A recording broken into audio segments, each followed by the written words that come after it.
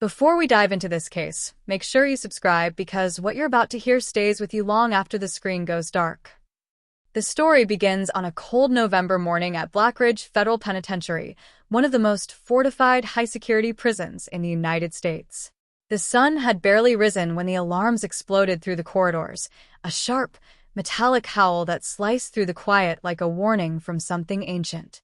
Guards sprinted toward the isolation wing, boots hammering the concrete floor.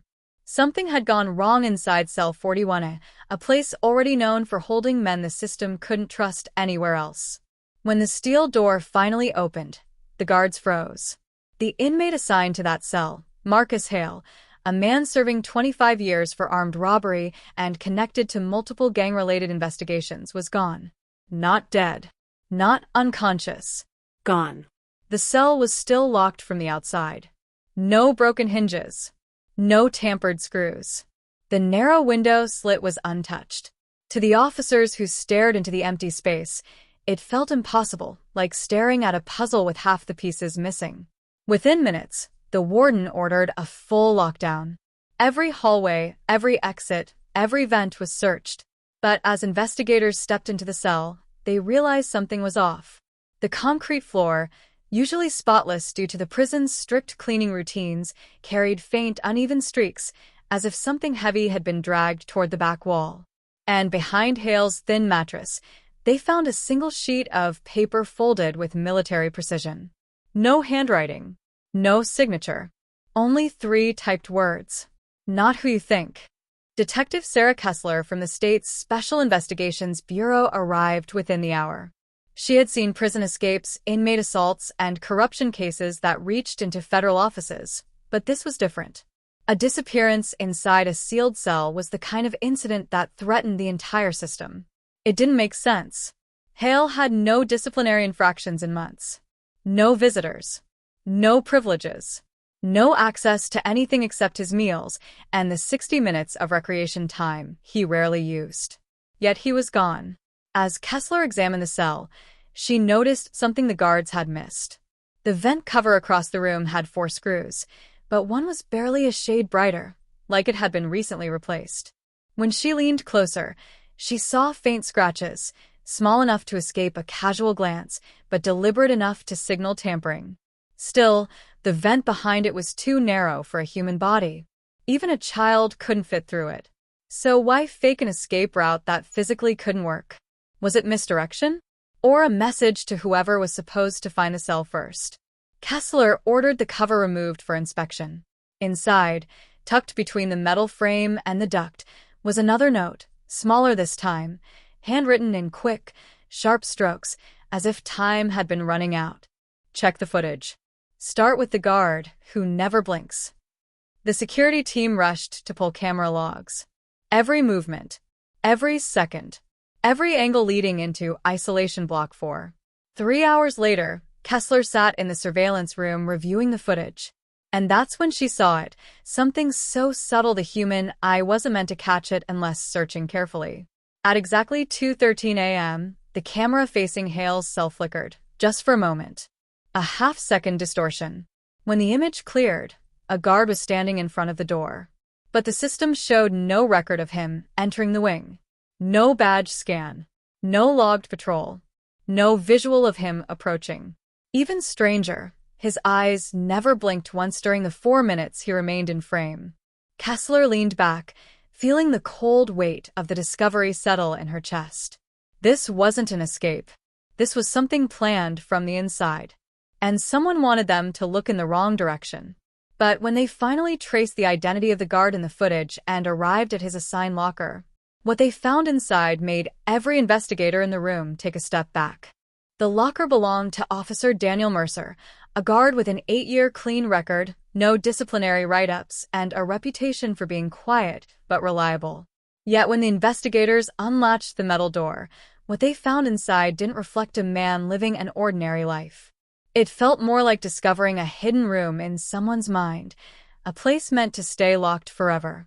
Inside the locker sat a neatly folded uniform, a half-used bottle of cologne, and a single black notebook wrapped with a rubber band. Kessler lifted it carefully, the pages worn and creased like Someone had read it 1,000 times. On the front cover, etched faintly in ink, was a title that made the air in the room shift. Routine 23. She opened to the first page. Lines of dates. Times. Patterns. Diagrams of shift rotations. Notes about inmate behavior. Nothing incriminating until she flipped deeper. The writing changed, becoming sharper, more frantic. He knows. The cell isn't what they think it is. Time is running out. Then a final line, scribbled so hard it nearly tore the page. If they ask about the camera, tell them to check the room behind the freezer. That's where it began. Kessler immediately ordered a team to sweep the prison kitchen. The room behind the freezer turned out to be a narrow storage closet sealed with an old padlock that hadn't been opened in years. Dust coated the handle.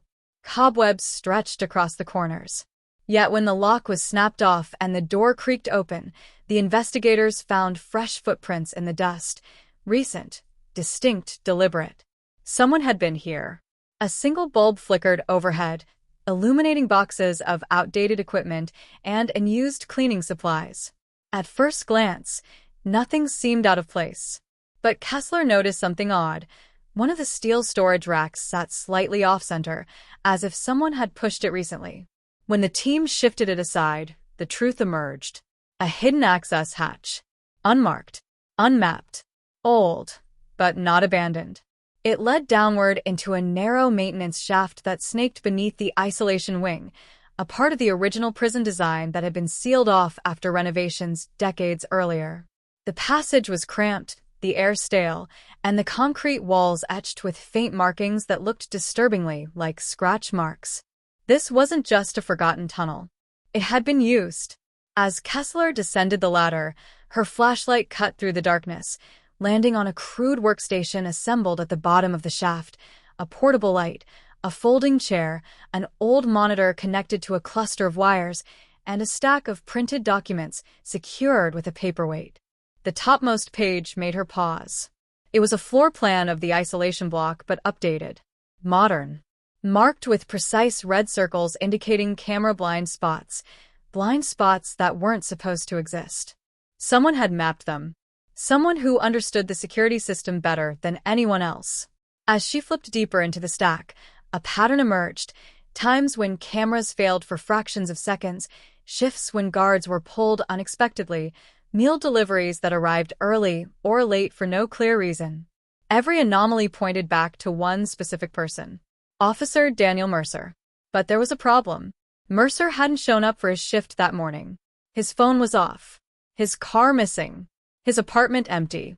It was as if he had vanished the same way Marcus Hale had, swallowed by something bigger than either of them. Kessler felt her pulse quicken. If Mercer was involved, the disappearance wasn't a prison break. It was a controlled extraction. A way of removing someone from the system, without leaving a trail. But why Hale? Why a low-profile inmate with no recent activity? Then her flashlight caught something taped to the side of the workstation, a small envelope with a single word written in the same sharp handwriting found in the vent. Kessler. Her fingers stiffened as she tore it open.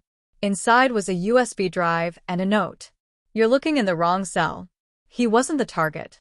Before she could react, a loud crash echoed through the shaft above, the sound of metal striking concrete.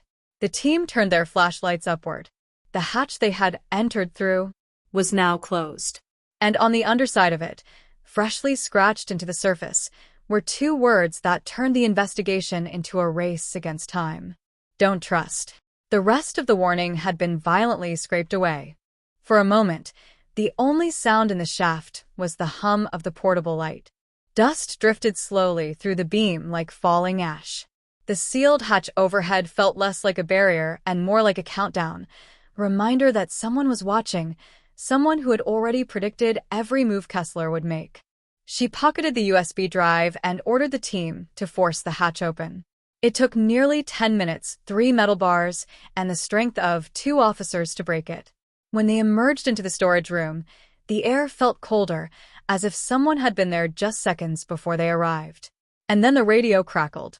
"Control to all units, isolation wing emergency. We've located Marcus Hale." The words froze Kessler in place. Hale had reappeared. She sprinted through the kitchen, down the main corridor, turning corners with quick strides until she reached Isolation Block 4.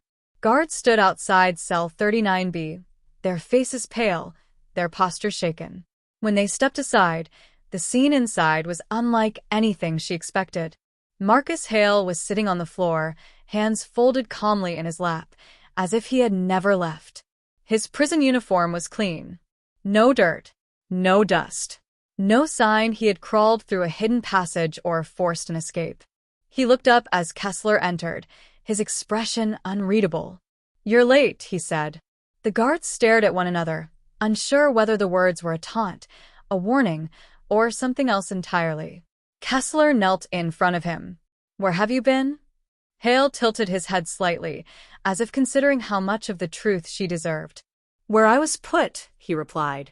It was then she noticed something on his wrist, a faint red indentation, like the mark left by a tight strap or a restraint device. But the prison didn't use anything like that in isolation. She asked again, "Who moved you?" Hale met her eyes. "The same man who's been moving all of us." Before she could question him further, 2 medical staff members arrived to escort Hale for examination. As they led him out, he glanced over his shoulder.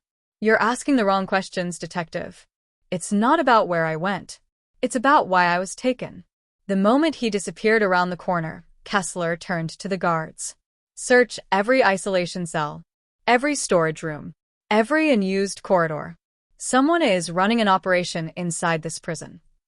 But as the team fanned out, her partner, Agent Ruiz, approached holding a file folder he had retrieved from Mercer's personnel records. He opened it, revealing several pages of documents. Old, yellowed, stamped with federal seals. "Kessler, you need to see this." The top sheet was a transfer order from 6 years earlier. A classified program. Psychological endurance testing. Off-the-record inmate evaluations. Routine 23 wasn't just a notebook title. It was the name of a decommissioned internal study on the psychological effects of long-term isolation. A program that was officially shut down. But someone was still running it. Ruiz flipped to the next page. It lists participants. Officers assigned. And look at this. Mercer was one of the original staff members. And there's a note linking him to weekly assessments. Assessments of who? Kessler asked. Ruiz handed her the roster. One name stood out, circled in red ink. Marcus Hale. He wasn't just an inmate, Ruiz said quietly. He was a subject. Before Kessler could respond, a voice called from down the corridor. "Detective, we found Mercer's car." They rushed outside to the staff parking lot. Mercer's sedan sat in the far corner, doors locked, windows fogged from the inside. A guard shattered the rear window. When they opened the door, the fog cleared, revealing a tablet resting on the driver's seat, its screen glowing with a video paused at the first frame. Kessler tapped play. The footage showed Marcus Hale sitting in a dimly lit room, not a cell. His hands were strapped to a table. A figure stood behind the camera, voice distorted. Routine 23 is incomplete. The subject is unstable. Recommend extraction. The video ended abruptly. A timestamp at the bottom corner showed it was recorded only 18 hours earlier, while Hale was supposedly inside his locked cell. Kessler realized the truth, all at once. Hale hadn't escaped. Mercer hadn't vanished. The hidden tunnel wasn't for breaking out. It was for moving subjects off-record between unauthorized locations inside the prison. Someone was still operating the old program. Someone with authority. Someone with access to the camera systems, the blind spots, the staff schedules. And just as Kessler processed this, the tablet chimed. A new message appeared, sent from an unknown account. "You found Hale. Now find the others." Below it was a list of 7 inmate numbers, all housed in isolation. But the last line made her blood run cold. If you think this story was intense, you're not ready for what comes next. Kessler stared at the screen, feeling the weight of a conspiracy stretching far beyond one inmate, one guard, or one prison. This wasn't the end. It was only the first crack in something much deeper.